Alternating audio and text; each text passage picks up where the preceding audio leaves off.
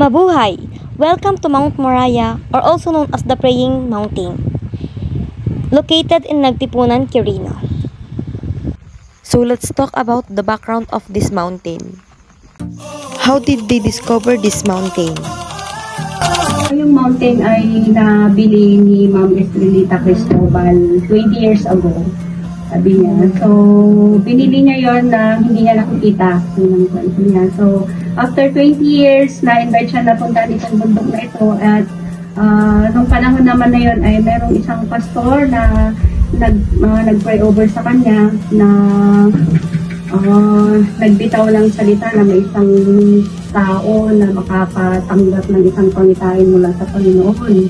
At finish ni Ma'am Esther na sana siya yon. At siya nga, ang nakita niya nung inakyat niya itong bundok na ito, parang basic lang dito sa nabili niyang bundok. Nung nandyan na daw siya sa taas ay na-receive siya ng inside her heart na magiging prayer mountain yung bundok na yan. At nakita niya nung isang araw na siya ay nananalangin kasama yung mga kasama sa simbahan niya ay nakita niya nga sa isang pangitain yung prayer mountain. So ito ay galing sa Panginoon sa pamamagitan. How did they come up with the name Mount Moriah? Ang Mount Moriah kasi ay galing sa hango sa Biblia. Nabanggit ang Mount Moriah kung saan si Father Abraham natin. Si Abraham ay tinawag ng Diyos sa isang bundok upang kausapin siya at doon ay ialay ang kanyang mag-isang anak natin, Isaac. So ang pangalan ng bundok na yun ay Mount Moriah. Kaya ang meaning ng Mount Moriah ay God's provision dahil yung time na yun ay challenge ng God si Abraham na ialay niya ang kanyang nag-iisang anak na hiningi rin niya sa Panginoon. Pero ibinigay niya kung saan niyang ibinigay, iaalay sana, pero sa halip na hayaan ng Panginoon na patayin niya yung anak niya, nag-provide si Lord ng isang ram, substitute na alay. So, how many tourists visit Mount Moriah in a month? Hindi bababa ng mga 300. Kasi may mga araw na marami, may mga araw na isa, dalawa, o wala lang. Minsan naman, dagsa yung grupo. Usually, paano pong municipality ng mga nasunod? Ang pinakamalayo na lang na nakapunta na dito is from Cagayan, Cavite, meron pang Laguna, Nueva Vizcaya, marami nang nanggagaling sa Nueva Vizcaya, and around Quirino, Cabarugis, Dipon, Cordon, Isabela, marami na rin. Madami na rin yung Isabela. So, may mga galing din ng abroad.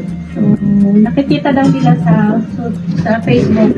So, yung mga nagbabakasyon from abroad, may mga galing na nga ng Italy, Canada, America, meron na nakapasyal Singapore, Hawaii. So, nakikilala na, kapanood daw nila, meron pala dito. So, nag-purchase sila, pupunta nila.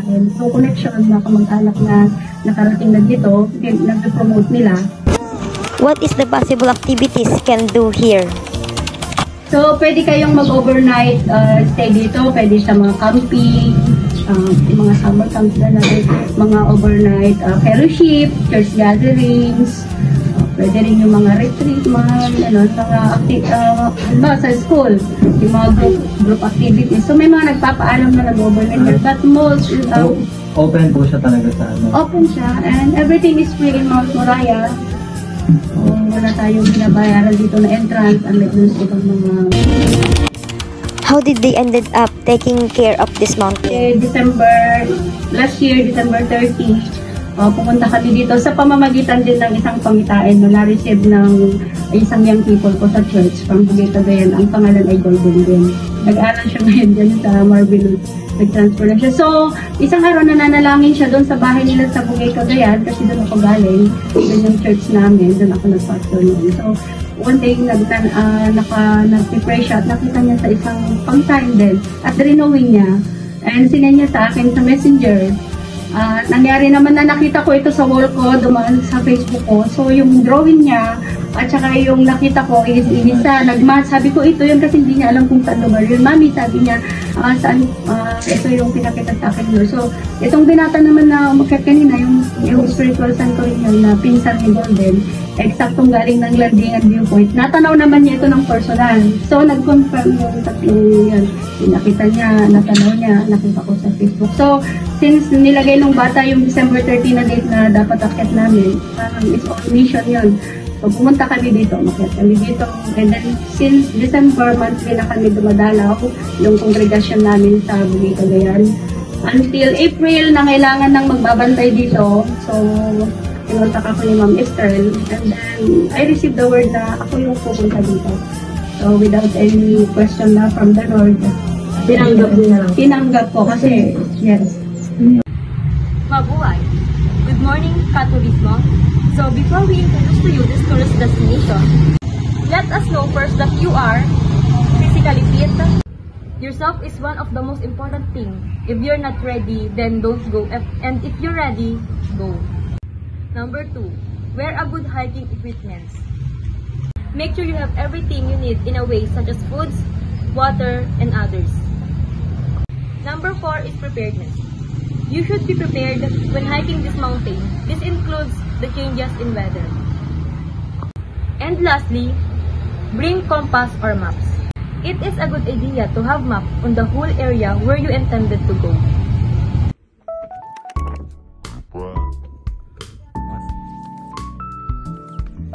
Now, we will be touring you here in Mount Moriah.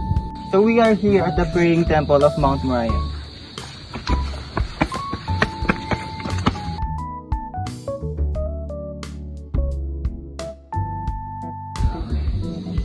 So in this part of the praying temple, you can donate any amount of money.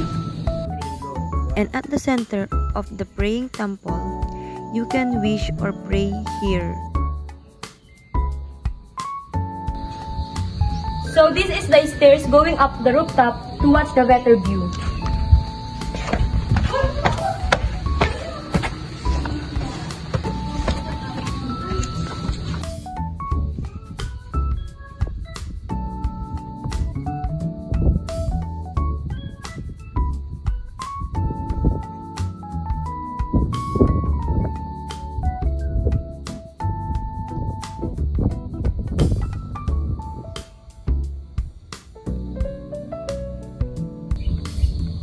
So these are the do's and don'ts here in Mount Moriah. First is follow trail etiquette. You should follow signages going up here in Mount Moriah. Second do's is be mindful on trail conditions. Third do's is respect wildlife. As a traveler, we should know how to respect other animals, and this includes to be courteous to other hikers. So here are the don'ts here in Mount Moriah.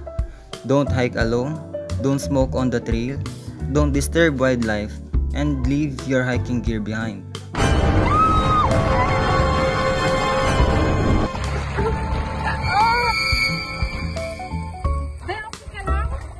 In every tourist attractions, we cannot avoid accidents, and when it happens, we should follow these basic steps.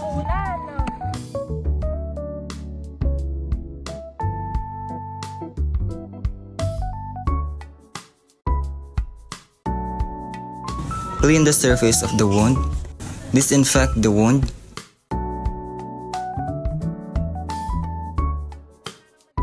and cover the wound with the bandage.